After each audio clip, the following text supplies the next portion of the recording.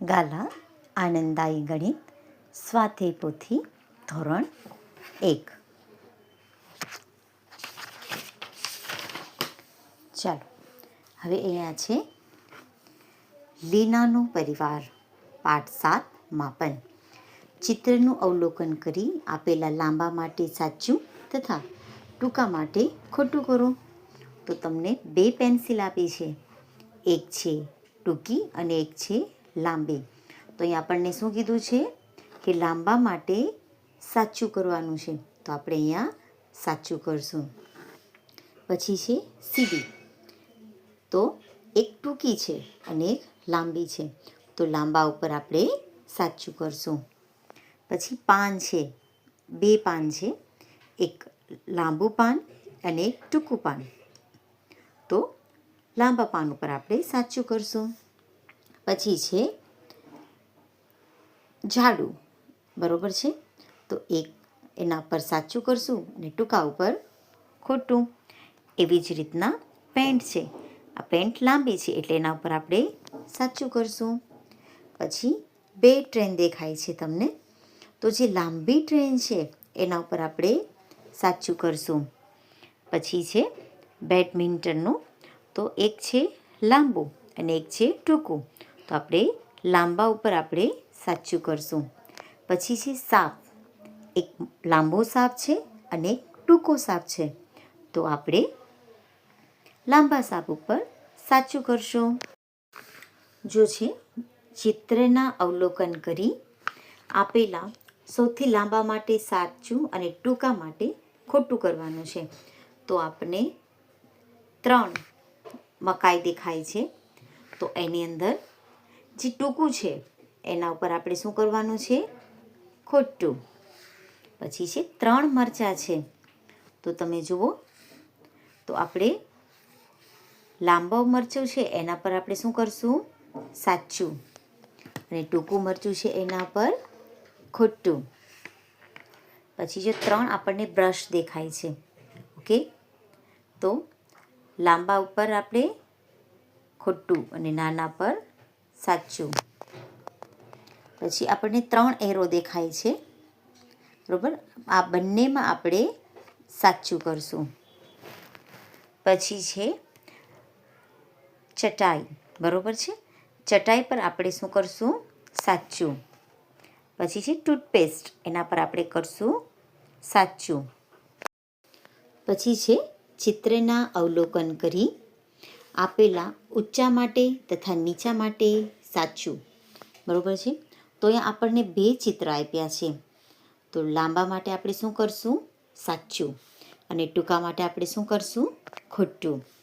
એવી જ રીતના અહીંયા પણ તમે જોશો કે લાંબા માટે આપણે શું કરવું છે, લાંબા માટે આપણે ઊંચા છે એના માટે આપણે શું કરવાનું છે, સાચું. ઊંચા માટે આપણે કરશું સાચું અને ટૂંકા માટે કરશું ખોટું. એવી જ રીતના અહીંયા ઝાડ છે, તો ઊંચા માટે આપણે સાચું અને ટૂંકા માટે આપણે ખોટું.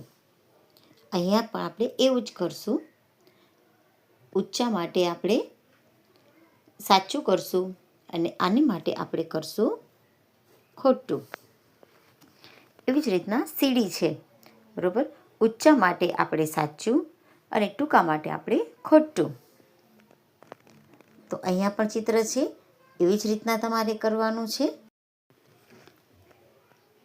અહીંયા આપણને ચોટલો દેખાડ્યો છે, એક જાડો અને એક પતલો, બરાબર છે. તો જાડા પતલા ઉપર સાચું કરશું અને પતલા પર આપણે ખોટું કરશું. તો જો આ બંનેમાંથી કયું જાડું છે, તો કે આ, તેના પર સાચું કરશું અને પતલા ઉપર આપણે ખોટું.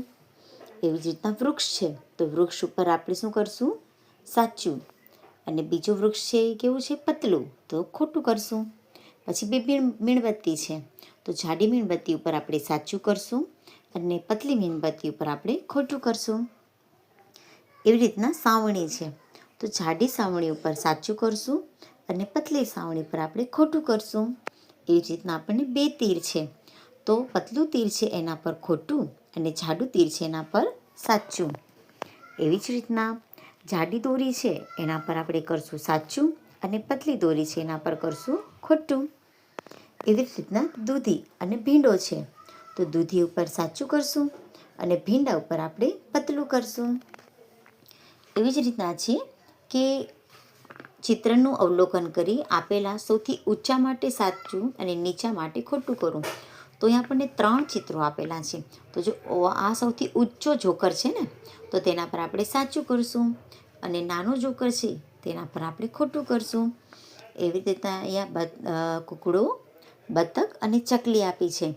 તો બતક છે લાંબુ છે ને ઊંચું છે એટલા માટે આપણે એને સાચું કરશું અને કુકડો નાનો છે એટલે આપણે એના માટે ખોટું કરશું. પછી છે બિલ્ડિંગ. તો બિલ્ડિંગ ઊંચી છે ને તો એના માટે આપણે સાચું કરશું અને આ ઝૂંપડી નાની છે એટલા માટે એના પર ખોટું કરશું. અહીંયા આપણને ટીવી છે. ટીવી કેવું છે? ઊંચું છે ને તો એના પર સાચું અને મોબાઈલ નાનો છે એટલે. હવે છે ચિત્રનું અવલોકન કરી આપેલા સૌથી જાડા માટે તથા પાતળા માટે સાચું કરો. તો જો આ 3 ચિત્રો આપણને આપેલા છે બરોબર છે. હવે 3માંથી કયા જાડો છે? તો કે આ. તો એના પર આપણે શું કરશું? સાચું. ને આ પતલું છે ને એટલે એ માટે ખોટું કરશું. પછી આપણને 3 બ્રશ આપ્યા છે. ઓકે, તો સૌથી જાડું બ્રશ છે એના માટે આપણે શું કરશું? સાચું અને પતલા બ્રશ માટે ખોટું. એ જ રીતના આપણને 3 બુક આપી છે બરોબર છે. તો આમાંથી સૌથી જાડી બુક કઈ છે? આ. એટલે એના માટે આપણે શું કરશું? સાચું. અને પતલી બુક છે એટલે એના માટે શું કરશું? ખોટું. એવી જ રીતના આપણને હાથી ને એનું ચિત્ર આપેલું છે બરોબર છે. તો હાથી છે એ કેવો છે? જાડો એટલે એના પર સાચું કરશું અને ગાય એ પતલી ગાય છે, બકરી છે એ પતલી છે એટલે એના માટે આપણે શું કરશું? ખોટું. અહીંયા છે ચિત્રનું અવલોકન કરી આપેલને સૌથી નજીક માટે સાચું અને દૂર માટે આપણે ખોટું કરવાનું છે. તો તમે જુઓ કે આ જે હિંચકો છે એની નજદીક છે એટલે આપણે એના માટે શું કરશું? સાચું. અને આ હિંચકાથી દૂર છે એટલા માટે આપણે શું કરશું? ખોટું.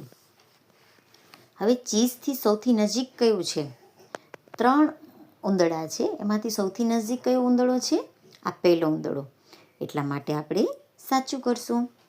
પછી છે પક્ષીથી સૌથી દૂર કયું છે? બરાબર, પક્ષી છે એનાથી આ 3 ઝાડમાંથી કયું ઝાડ દૂર છે? તો કે આ ઝાડ એટલે એના માટે ખોટું કરશું અને નજદીક ઝાડ છે એટલે એના માટે આપણે સાચું કરશું. જો અહીંયા છે ચિત્રના અવલોકન કરી આપેલ ભારે માટે આ એરો દર્શાવવાનો છે અને હલકા માટે ઉપર એરો દર્શાવવાનો છે. તો જો આપણને 2 ચિત્ર આપેલું છે બરાબર. તો જો ભારે છે એટલે એના માટે આ એરો અને હલકો છે એટલે એના માટે આ એરો. તો જો હાથી અને કીડી બંનેમાંથી ભારે કોણ? તો આપણે કહીશું ને કે હાથી. તો હાથી ઉપર આપણે એરો દર્શાવવાનો છે અને કીડી પર આ રીતને દર્શાવવાનો છે. એવી જ રીતના દડો અને ફૂગો. તો દડો છે તો એના માટે આપણે શું કરશું? આમ કરીને આ એરો કરશું અને ફુગા માટે આ એરો કરશું. પછી છે પતંગ અને ફિરકી. તો પતંગ માટે આ એરો કરશું અને ફિરકી માટે આ એરો કરશું. પછી એવી રીતના છે શૂઝ. તો એને પણ બરાબર છે એ ભારે છે એટલા માટે આ એરો આવશે અને આ હલકો છે એટલા માટે એને ઉપર એરો આવશે. પછી એવી જ રીતના પૈસા છે બરાબર છે. તો ભારે અને હલકા એનું ચિત્ર છે. પછી અહીંયા પણ એવી રીતના દર્શાવેલું છે. અહીંયા પણ આવી જ રીતના એરો કી દર્શાવવાનું છે. જો હવે છે નીચેના પાત્રોમાં આપેલ પ્રવાહી સમાઈ શકે તથા ઓછા પ્રવાહી સમાવી શકે તેના માટે ખોટું કરું. જો આ બંને વસ્તુ આપણને આપી છે કે પાણી છે એ શેમાં વધારે સમાઈ શકે? તો કે જો આની અંદર જેમાં વધારે સમાઈ શકે તેમાં સાચું અને ઓછું સમાઈ શકે એમાં ખોટું. તો જો આ બંનેમાંથી શેમાં વધારે પાણી સમાય? તો કે ડોલમાં, તો કે સાચું. અને ટમ્બલરમાં એટલે કે ખોટું. પછી એવી જ રીતના આમાં વધારે સમાય એટલે સાચું, આમાં ઓછું સમાય એટલે ખોટું, આમાં વધારે સમાય એટલે સાચું, આમાં ઓછું સમાય એટલે ખોટું. એવી જ રીતના આની અંદર વધારે પાણી સમાય એટલે સાચું, આની અંદર ઓછું સમાય એટલે કે ખોટું. એવી જ રીતના માટલાની અંદર વધારે સમાઈ શકે, જગની અંદર ઓછું સમાઈ શકે.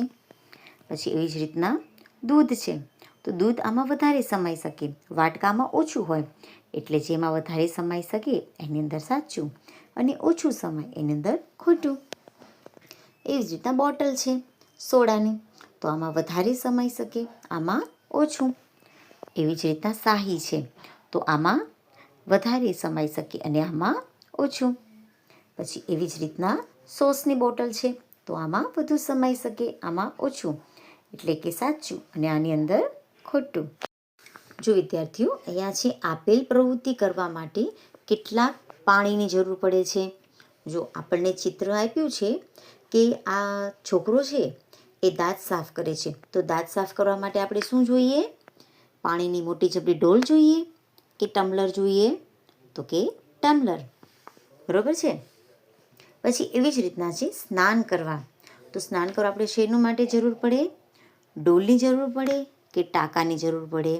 તો આપણે ડોલની જરૂર પડે, એટલે તેના પર સાચું કરશું.